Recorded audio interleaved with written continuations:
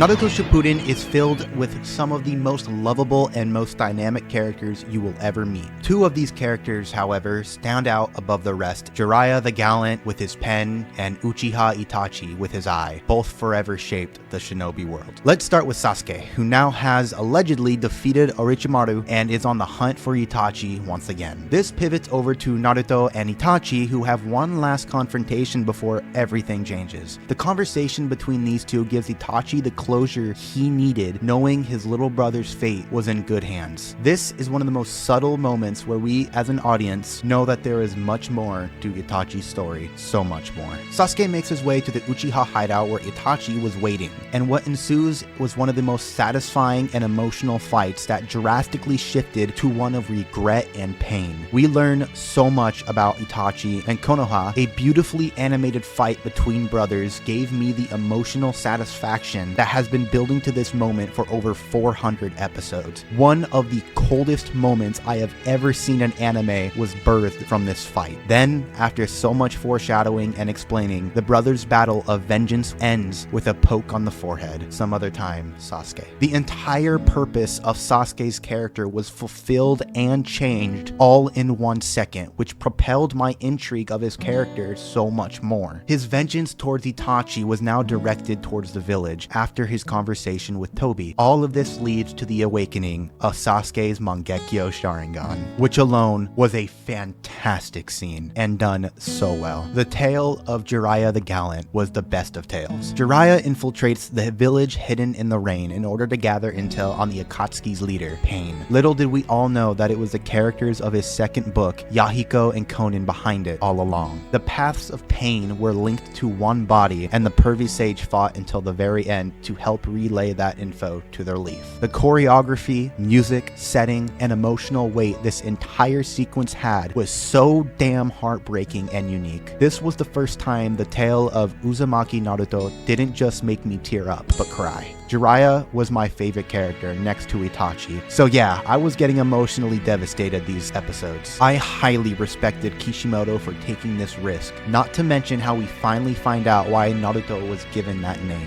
I was astonished, delighted, and heartbroken that Jiraiya wasn't just Naruto's teacher, but godfather as well. Now the frog at the bottom of the well drifts off into the great ocean. The only real drag about this arc was Sasuke recruiting other members from Orochimaru's hideout, as I felt it to be quite boring at times, and looking back on it, I can only think of one moment where these characters that would eventually form Taka mattered. The Master's Prophecy and Vengeance arc gets a 9 out of 10.